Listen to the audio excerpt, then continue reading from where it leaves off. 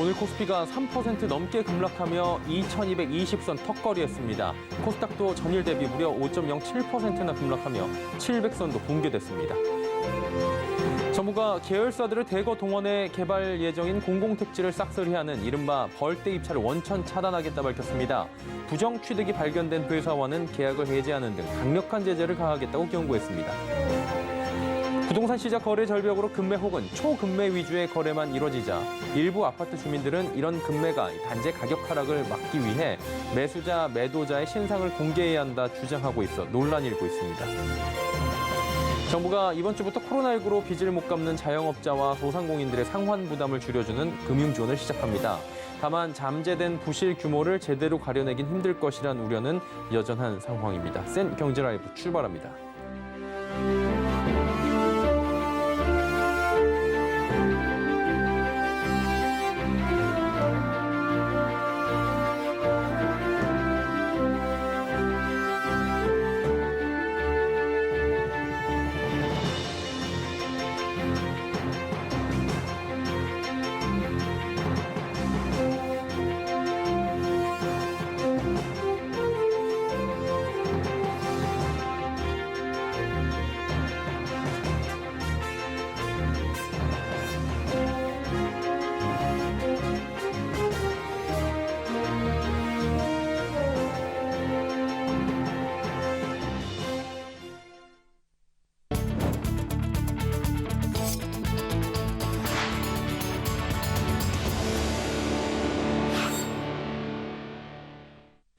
시청자 여러분 안녕하십니까? 센 경제 라이브 서정덕입니다. 오늘 코스피는 2220.92포인트, 코스닥은 692.38포인트 각각 장을 마쳤습니다. 장 초반부터 하락세를 보이던 코스피는 전 거래일 대비 3.02%나 밀리며 2200선마저 위협받았습니다. 코스닥도 2년 3개월 만에 700선이 붕괴됐는데요. 개인 투자자들의 투매까지 나오며 지수가 내린 것으로 풀이됩니다. 이날 개인은 코스피와 코스닥 시장에서 각각 2,454억 원, 1,903억 원씩 순매도했습니다. 원달러 환율도 금융위기 당시였던 2009년 3월 17일 이후 약 13년 6개월여 만에 1,430원 선을 넘어섰습니다. 한재영 키움증권연구원은 FOMC 여진에 이어 영국 정부의 감세 정책에 따른 정책 충돌 불안이 파운드화 약세 및 달러화 강세를 자극했다고 분석했습니다. 개발 예정인 공공택지의 계열사를 대거 동원해 싹쓸이하는 이른바 벌떼 입찰에 대해 정부가 칼을 빼들었습니다. 다음 달부터 1사 1필지 제도를 도입하고 부정취득이 발견된 회사와는 계약을 해지하는 등 강력한 제재를 가하겠다고 경고했습니다. 설석용 기자입니다. 정부가 계열사들을 동원해 개발 예정인 공공택지를 싹쓸이하는 벌떼 입찰을 원천 차단하겠다고 밝혔습니다. 국토교통부는 오늘 발표한 공공택지 벌떼 입찰 근절 방안에서 벌떼 입찰의 발생을 사전에 차단하기 위해 모기업과 계열사를 포함해 한 필지에 한 개의 업체만 추첨에 참여할 수 있도록 하는 1사 1필지 제도를 10월 중 도입한다고 밝혔습니다. 특정 기업의 공공개발택지 독식을 막기 위해 업체가 계약 당시 입찰용 페이퍼 컴퍼니를 내세우지 못하도록 압박에 나선 겁니다. 국토부는 또 업체들이 택지 입찰 과정에서 페이퍼 컴퍼니를 사용했는지 여부를 확인하기 위해 지자체와 협력하는 등 사전 확인 절차를 강화하기 위해 관련법 개정을 추진하기로 했습니다. 부정취득이 확인될 경우 해당 업체와는 계약을 해지하는 등 강력한 제재를 예고했습니다.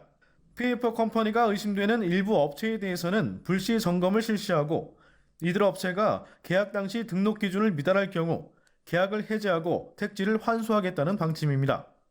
또 다른 회사의 주택건설 사업자 등록증을 대여하는 입찰 꼼수를 막기 위해 대여자뿐만 아니라 차용자와 알선자, 공모자 모두 처벌 대상으로 확대하기로 했습니다. 모기업의 부당 지원을 방지하기 위해 택지를 당첨받은 업체가 관련 업무를 직접 수행하지 않은 사실이 적발될 경우 택지 공급 계약을 해지하고 향후 3년간 택지 공급을 받지 못하도록 관련 절차도 개선한다는 계획입니다. 이와 관련해 원희룡 국토교통부 장관은 오늘 서울 송파구 위례신도시 공공주택 단지를 방문해 이번 조치를 바탕으로 앞으로는 일부 특정 건설사들이 계열사를 대거 동원해 편법적으로 공공택지를 낙찰받는 사례는 없을 것이라고 강조했습니다. 그러면서 3기 신도시 등 향후 추첨하는 대규모 공공택지에는 공정한 경쟁을 통해 실력 있는 업체들이 참여할 수 있는 기회가 확대되며 국민들이 선택할 수 있는 건설사 브랜드가 다양해지고 특색 있는 아파트 공급이 가능해져 소비자 만족도가 한층 높아질 것으로 기대된다고 설명했습니다. 서울경제TV 설수경입니다. 부동산 시장의 거래 절벽이 이어지며 금매 혹은 초금매 위주의 거래만 이루어지고 있습니다. 일부 아파트 주민들은 이런 금매가 단지의 가격 하락을 부추긴다며 매수자, 매도자의 신상을 공개해야 한다고 주장하고 있어 논란이 일고 있습니다. 서청석 기자입니다.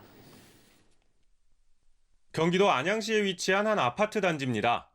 이 단지는 17개 단지, 1996세대로 구성된 대단지로 인근의 하천과 초중고교가 가까워 입지가 좋다는 평가를 받고 있는데 부동산 빙하기 속에서 가격 하락세를 면치 못하고 있습니다. 특히 최근엔 전용 81제곱미터가 급매물로 나와 5억 3천만 원에 거래됐습니다.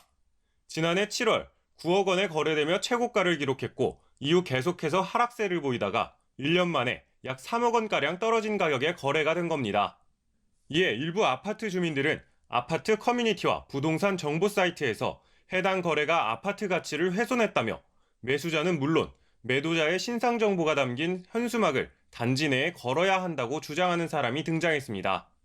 이미 해당 물건 거래에 동, 호수, 매도자의 신상 정보는 아파트 커뮤니티 내에서 공유되고 있고 언제 아파트를 사서 얼마나 이익을 보고 팔았는지에 대한 정보까지 확인되고 있습니다. 집값을 지켜보겠다는 생각이지만 처벌을 받을 수도 있는 위험한 발상입니다. 개인정보보호법이 있습니다. 그래서 개인정보보호법에 의해서 신상에 관련된 정보를 목적에 맞지 않게 목적 외로 공개를 하게 되는 경우에 개인정보보호법에 위반이 되어서 이제 처벌될 가능성이 상당히 높다고 할 수 있습니다. 최근 미국 연방준비제도가 또 한 번의 자이언트 스텝을 밟으면서 국내 기준금리도 추가 인상이 불가피해 앞으로 주택 구매력은 더 떨어질 것으로 전망됩니다. 실제 지난 19일 기준 서울 아파트 매매수급 지수는 79.5를 기록하며 2019년 6월 24일 이후 3년 3개월 만에 가장 낮은 수치를 기록했습니다. 앞으로 부동산 하락세가 더 가팔라질 경우 집값이 떨어지는 것을 막으려는 일부 주민들의 담합행위가 기승을 부릴까 우려됩니다. 서울경제TV 서청석입니다. 다음 달 전국 아파트 입주 물량이 올해 중 가장 적을 것으로 전망됩니다. 부동산 앱 직방에 따르면 다음 달 전국 아파트 입주 물량은 14,000가구에 못 미치는 것으로 조사됩니다. 이는 지난달 대비 53%, 지난해 동기 대비 39% 각각 줄어든 수준입니다. 다음 달 아파트 입주 물량이 적지만 시장이 미치는 물량 감소 여파는 적을 것으로 분석됩니다. 직전 4개월에 입주 물량이 많았고 오는 11월부터는 다시 새 아파트 입주가 늘기 때문이라고 직방은 설명했습니다. 코로나19로 빚을 못 갚는 자영업자와 소상공인들의 상환 부담을 줄여주는 정부의 금융 지원이 이번 주부터 시작됩니다. 채무 조정 등을 통해 부실 대출을 관리하겠다는 건데요. 다만 코로나19 대출 만기 연장도 재연장되며 잠재된 부실 규모를 제대로 가려내긴 힘들 것이란 우려는 여전히 제기됩니다. 김미현 기자입니다. 내일부터 채무 조정 프로그램인 새출발 기금이 온라인 사전 신청을 받습니다. 코로나19로 손해를 본 자영업자와 소상공인을 대상으로 대출 원금의 60에서 90%를 감면해 줍니다. 또 7% 이상 고금리 사업자 대출을 최대 6.5% 이하 저금리로 바꿔주는 프로그램을 오는 30일부터 신청받습니다. 코로나19로 재난지원금이나 만기 연장, 상환유예를 받은 적이 있어야 합니다. 자영업자 중 3곳 이상 금융사에서 돈을 빌린 다중채무자는 올 상반기 말 기준 40만 명. 코로나19 이전인 2019년 말보다 4배 이상 증가했습니다. 올 1월 기준 만기 연장 잔액은 116조 6천억 원으로 이 가운데 원리금 상환유예는 16조 원에 달합니다. 정부는 채무 조정 등을 통해 급격한 대출 부실화를 막고 부실 대출을 관리할 것으로 기대하고 있습니다. 다만 제대로 된 부실 규모를 파악하긴 여전히 어려울 것이란 지적도 나옵니다. 정부가 이달 말 종료를 앞둔 소상공인 코로나19 대출이자 상환유예를 재연장하기로 가닥을 잡았습니다. 그래서 새출발기금이나 대환대출을 이용하기보단 연장이나 유예를 선택할 가능성이 높습니다. 이자도 못 갚는 소상공인과 자영업자들이 한 차례 연장하면서 새출발기금이나 대환대출 프로그램으로도 당장 부실 여부를 파악하기 힘든 셈입니다.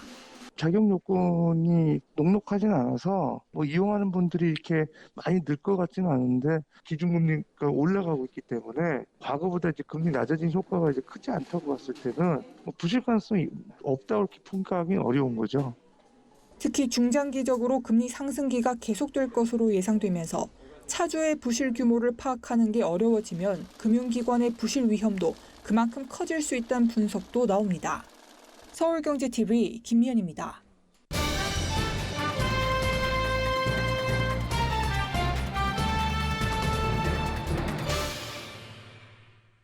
최근에 사업 경영 효율화를 위해 현대백화점 한화솔루션이 인적 분할안을 발표하고 또 진행했습니다. 일반적으로 이 말이 많은 게 물적 분할이거든요. 물적 분할에 비해서 인적 분할은 주주 친화적인 분할 방식으로 비교적 여겨지고는 하는 상황입니다. 근데 인적 분할안을 발표한 이후에 주가가 지금 기업들이 내림세를 이어가고 있다고 하는데 왜 그런 것인지 증권부의 윤혜림 기자와 살펴보도록 하겠습니다. 어서 오세요. 안녕하세요. 예, 물적 분할, 인적 분할 말들이 많은데 사실 지금 시장에서 싫어하는 건 물적 분할 쪽이거든요. 어떻게 다른지 좀 짚어주시고요. 최근 몇 개의 기업들이 인적 분할을 발표했다고 하는데 내용이 어떻게 되는지 좀 정리해 주시죠. 네, 우선 기업들이 이제 가치를 올리거나 지분권이나 경영권 승계, 지배구조, 이제 효율화 등을 이유로 이제 분할을 진행을 하곤 합니다. 여기서 물적 분할의 경우 기존 회사가 새로운 회사 지분 100%를 소유한 자회사 형태로 보유하는 수직적인 분할 방법입니다. 최근 물적 분할은 자회사 상장으로 기존 기업 가치 저하에 대한 이슈도 많이 나왔었죠. 인적 분할은 기존 회사와 새 회사를 수평 관계로 분리해 각각 독립된 회사로 만드는 방식입니다. 일반적으로 주주들은 기존 회사와 새 회사의 주식을 지분율대로 나눠 갖기 때문에 물적 분할보다는 주주 친화적인 방식으로 평가받고 있습니다. 이달 16일 현대백화점은 기존 법인으로 현대백화점을, 신설 법인으로는 현대백화점 홀딩스를 인적 분할하는 안을 발표를 했는데요. 분할 이후 최종적으로 현대백화점 홀딩스는 지주회사가 되어 현대백화점과 한무쇼핑을 지배하고 존속 법인인 현대백화점엔 지누스와 현대백화점 면세점이 포함되는 구조가 됩니다. 지난주 금요일에는 한화솔루션이 한화첨단 소재의 물적 분할과 함께 한화갤러리아의 인적 분할안을 발표했습니다. 본업인 태양광 사업을 강화하기 위해 백화점 사업을 분사시키고 사업 구조를 단순화시킨다는 게 목적입니다. 한마디로 물적 분할 생각하면 LG에너지솔루션 생각하면 되고요. 사업부였던 게 그대로 상장을 했기 때문에 더블 카운팅 이슈나 여러 가지가 좀 문제가 될 수 있고 인적 분할은 예전에 효성이라는 그룹이 지주사와 TNC 첨단 소재 이런 식으로 갈렸던 걸 좀 생각을 해보시면 될 것 같은데 최근에 인적 분할 발표한 기업들 조금 전에 말씀해 주신 한화솔루션, 현대백화점 지금 뭐 시장이 안 좋아서 그런 것도 있겠지만 주가가 별로거든요. 주가 먼저 살펴보고 이유 함께 짚어주시죠. 네, 일반적으로 인적 분할안을 발표를 하면 이제 주가가 조금 상승세를 보일 때도 있었는데 예. 이번에는 시장 상황과 맞물려서 주가도 계속해서 떨어지고 있습니다. 현대백화점은 16일 이후 약 10%가량 주가가 하락한 모습을 보이고 있고요. 같은 날 인적 분할안을 발표한 현대계열사 현대그린푸드 역시 약세를 면치 못했습니다. 한화솔루션도 지난주 금요일 이후 2거래일 동안 약 9%가 넘게 빠지며 전반적으로 주가는 좋지 않았는데요. 우선 현대백화점은 이번에 인적 분할안을 발표하면서 한무쇼핑의 가치가 현재까지 백화점 주가에 제대로 반영이 되어 있지 않았기 때문에 이번 인적 분할을 통해 가치를 제대로 평가받겠다고 밝힌 바 있습니다. 하지만 시장에선 알짜자회사로 불리는 한무쇼핑을 인적 분할을 할 시 오히려 기업 가치 저하에 영향을 미칠 것이란 분석을 내놨는데요. 그 이유는 현재 현대백화점 무역센터나 목동점, 그리고 김포 프리미엄 아울렛 등 우량한 지점을 보유하고 있는 한무쇼핑을 굳이 같은 업종인 백화점에서 분할하는 명확한 이유가 없기 때문입니다. 한편 한화솔루션은 지배구조 재편은 긍정적으로 평가를 받고 있습니다만 시장에서는 미국 태양광 추가 증설에 대한 발표를 기대를 했었기 때문에 단기적으로 주가가 부진했던 것으로 풀이가 되고 있습니다. 예. 특히 한무쇼핑 같은 경우는 알짜떼가는 그런 명분이 좀 부족하다 이런 얘기가 나오는 것 같은데요. 단기적으로 지금 주가 부진은 시장 상황과 맞물려서 좋지 않은 것 같은데 향후에는 뭐 어떤 가능성을 점치기도 하잖아요. 시장에선 이 기업들 어떻게 보고 있습니까? 네, 우선 두 개의 기업이 조금 평가가 나뉘고 있습니다. 현대백화점의 경우 한무쇼핑의 현금 창출력을 이용을 해서 신사업에 대해 적극적으로 대응하고 이제 새롭게 만들어지는 법인인 홀딩스와의 연계를 통해 배당 확대 기대감도 높아지고 있습니다. 하지만 현대백화점의 의도와는 달리 이미 백화점은 평가를 받고 있었는데 한무쇼핑을 분할을 할 시 이 기업의 가치가 저하될 가능성이 있고요. 이에 따라서 한무쇼핑에 대한 순자산 가치 할인율 적용이 불가피할 것으로 보입니다. 이는 기업 가치와 투자 심리에 부정적인 요인으로 작용할 것으로 전망되고 있고요. 반면 하나솔루션의 경우에는 전망은 좀 달랐습니다. 오늘 황성현 유진투자증권연구원은 단기적으로 주가가 하락할 수는 있지만 장기적으로 주력 사업인 태양광을 중심으로 사업이 개편되는 것은 기업 가치에 오히려 좋을 수 있다, 이득을 줄 것이라고 전했습니다. 또 특히 목표 주가 산출에 영향이 미미했던 리테일 사업을 인적 분할해서 그간 악화됐던 리테일 재무 구조와 개선과 더불어서 태양광 시황과 미국 신규 투자에 따라 탄력적인 주가 흐름 기대해 볼 수 있다고 전했습니다. 예, 인적 분할 이슈들 함께 짚어봤고요. 윤혜림 기자와 함께했습니다. 고맙습니다. 네, 감사합니다.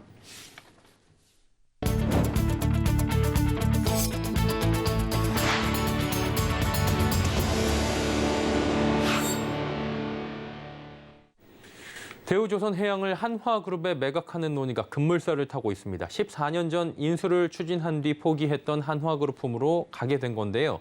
산업은행도 오늘 임시이사회를 열고 대우조선해양 처리 방안을 의결했습니다. 장민선 기자입니다. 정부가 오늘 경제장관회의를 열고 대우조선해양을 한화그룹에 매각하는 방안을 긴급 논의했습니다.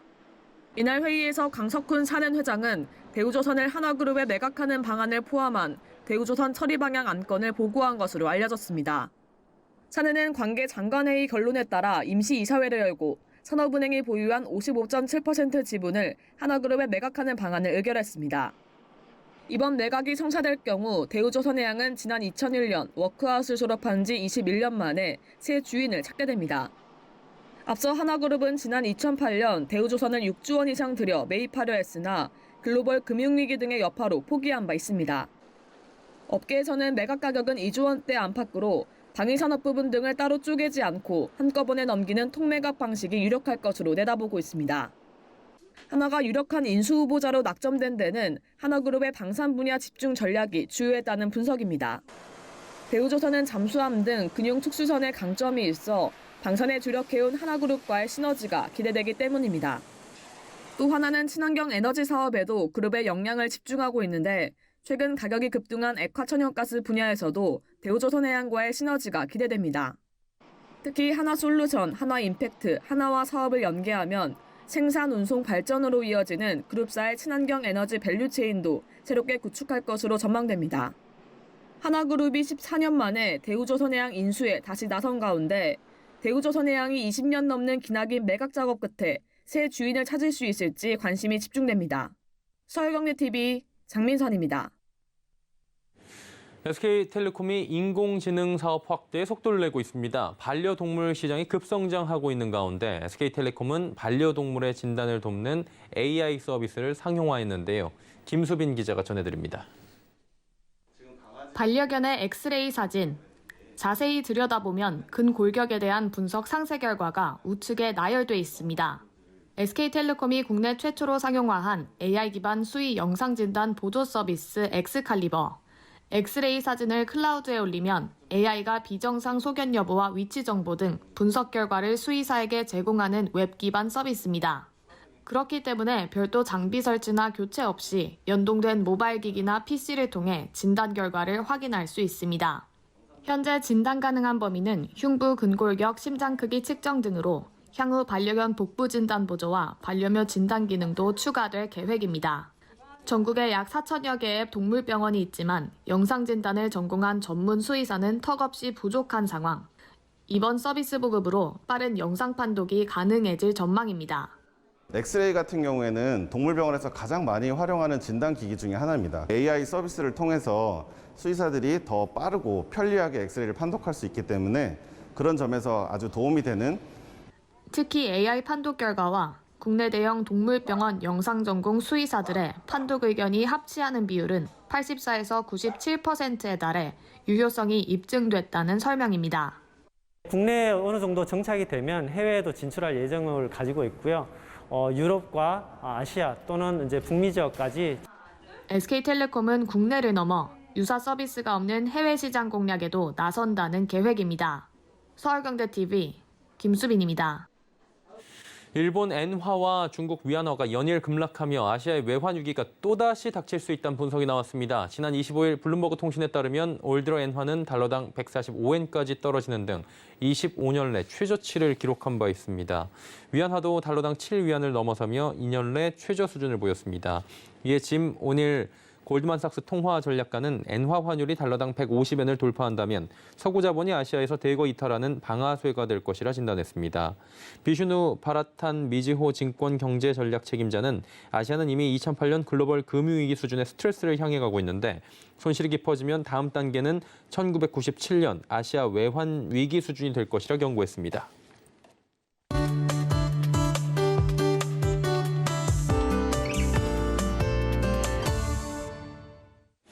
비행 중인 항공기에 동요를 주게 되는 이른바 악기류를 난기류라고 부르죠. 난기류는 승항 중인 항공기에 급격한 고도 변화를 유발해서 위협을 주기도 한다고 합니다. 최근에 기후변화로 인해 앞으로는 난기류가 늘며 경제적인 추가 비용도 늘어날 것이라고 하는데요. 그래서 오늘은 항공기 난기류와 기후변화 그리고 경제적 비용까지 짚어보도록 하겠습니다. K외도의 반기성 센터장 오늘도 함께합니다. 어서 오세요. 네, 안녕하세요. 네. 난기류 하는데 이게 생기는 원인이 뭡니까? 일단 이 난기류 분류를 좀 먼저 봐야 되겠죠. 네네. 난기류의 분류를 보면은 첫째가 역학적 난기류입니다. 그러니까 대기와 지표의 물체 사이의 마찰 때문에 이 난기류가 만들어지는 거거든요. 네. 이게 대개 이제 바람이 산이나 언덕이나 절벽이나 건물 등을 넘어서 부는 경우 생기는 일련의 소용돌이가 원인이 됩니다. 네. 두 번째가 열적 난기류로 열적으로 구르지 못한 지표가 가열되면 보다 따뜻하게 된 지표에 닿는 공기는 주위의 공기보다 더 따뜻해지죠. 예. 그렇게 되면 불안정해지면서 수직기류가 발달하면서 난기류가 만들어집니다.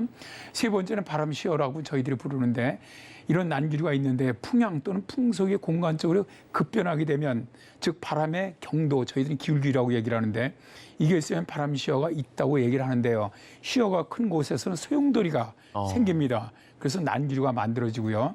네 번째가 항적에 의한 난기류인데요. 대형 항공기의 이착륙 직후에 활주로에는 많은 소용돌이가 남아 있습니다. 이때 이착륙하게 되는 만약 소형 항공기가 있다면 그 소형 항공기는 영향을 받게 되는 것이죠.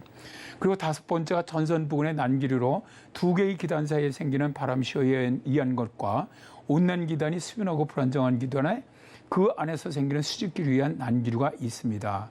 그리고 이제 여섯 번째가 산악파로 인해서 난기류가 만들어지는 건데요. 산악지대 상공의 길은 때로 심한 난기류가 이게 있어요. 예. 이게 산세가 많이 복잡하고 풍속이 크고 또한 공기 안정도가 나쁠수록 난기류가 아주 굉장히 강해집니다. 그리고 이제 마지막으로 항공기 조종사들이 가장 무서워하는 난기류가 이제 청천 난기류인데요. 구름 한 점도 없고 뭐 이 항공기 레이더로도 아무 이상이 없는데 갑자기 정말 너무 좋은 하늘에서 난기류가 갑자기 발생하는 거예요. 예. 그래서 항공기가 그 난기류에 휘말리면은 급격히 몇백 미터가 떨어지고 그러거든요. 그래서 이런 청천 난기류는 흔히 제트기류하고는 상당히 그 밀접한 관계가 있습니다. 오늘 아무렇지도 않은 마른 하늘의 날벼락 같은 그런 느낌이 진짜 들겠어요. 네. 난기류로 인한 비행기 사고가 그렇다면 좀 자주 일어나는 편입니까? 일단 그 CNN 보도에 따르면 미국에서는 매년 약 5,500대의 비행기가 약 아주 그 큰 규모의 난기를 만난다고 알려져 있습니다. 예. 난기로 인한 가장 큰 사고는 일본 후지산 사고죠. 1966년 3월 일본 도쿄 나리타 공항을 출발해서 홍콩으로 가기 위해서 이륙했던 보잉 707 항공기가 후지산의 풍하 측에서 난기류에 휘말리면서 추락을 했습니다. 이로 인해서 항공기에 탔던 123명 전원이 숨지는 사고가 발생을 했는데요. 사고 수사 결과 풍하 측에 강한 산악파에 의한 난기류로 밝혀졌고요. 맑은 날씨에 난기류 사고가 날 수 있음을 보여준 최초의 그런 사례이기도 했습니다. 우리나라 대한항공도 난기류로 사고가 발생한 적이 있는데요. 2012년 6월 대한항공의 보잉 747기가 인도네시아 자카르타 스카르노 하타 공항을 이륙해서 인천으로 향하다가 항공기가 난기류를 만나면서 수직으로 낙하를 했습니다. 그러면 서 있던 승무원들은 천장에 부딪히거나 중심을 잃으며 넘어졌고요. 기차가 심하게 요동치면서 탁재의 음식물들은 모조리 다 쓰러졌고요. 부상당한 승객 및 승무원 10여 명은 입원했던 적이 있습니다. 그리고 2019년에 에어 캐나다 여객기도 심한 난기를 만나서 급강하면서 승객 등 35명이 부상을 입었던 그런 사례가 있죠. 예. 근데 이게 난기류로 기후 변화가 나타나고 이로 인한 뭐 여러 가지 변화가 더 늘어날 수도 있다 이런 거죠? 그렇습니다. 이게 난기류가 항공 안전에는 굉장히 위협적인 그런 요소이거든요. 예. 이제 폴 윌리엄스 영국 레딩대 대기과학 교수 윌리엄스 연구팀은 컴퓨터 시뮬레이션으로 한번 모의를 해봤습니다. 그랬더니 기후 변화로 인해서 극심한 난기류가 앞으로 수십 년 동안 2배에서 3배 정도 증가할 것이다라고 말을 했는데요. 윌리엄스 교수는 2013년부터 기후변화가 난기류에 미치는 변화에 대해서 연구해 왔습니다. 특히 윌리엄스 교수는 맑은 날씨에 발생하는 청천 난기류에 주목을 했는데요. 청천 난기류는 구름도 없고 천둥번개나 높은 정난운도 없는데 갑자기 난기류가 발생하면서 가장 위험한 난기류가 됩니다. 특히 청천 난기류는 기상 레이더도 잡히지 않기 때문에 승객들에게 경고등을 켜줄 수도 없어서 청천 난기류에 휘말리면 피해가 커질 수가 있습니다. 윌리엄스 교수는 논문에서 2050년에서 2080년까지 청천 난기류가 전 세계적으로 매우 증가할 것이다. 일반적으로 대서양을 오가는 항공편의 경우 현재 평균 10분간의 난기류를 만나는데 몇십 년 이내에 20분 혹은 30분가량의 난기류를 만날 수 있다라고 전망을 했습니다. 난기류가 늘어나면 비행시간이 늘어나면서 연료 소비도 늘어날 것이라면서 윌리엄스 교수는 난기로 인해 북미와 유럽을 잇는 북대서양 항로에서만 매년 2,100억 원가량의 추가 경제적 비용이 늘어난다. 그러니까 난기류가 더 자주 더 강하게 발생하게 되면 항공사들이 부담해야 할 경제적 부담은 커질 것이다 라고 경고를 했습니다. 청천 난기를 예측하는 기술도 이런 개발들도 참 필요하지만 비행기를 타고 여행할 경우 화장실에 가는 경우가 아니라면 항상 안전벨트를 매는 습관을 가지는 것이 중요하다라는 생각이 들었습니다. 예, 항공기 난기류와 기후 변화에 대한 이야기 들어봤고요. K웨더의 반기성 센터장과 함께했습니다. 고맙습니다. 네, 감사합니다.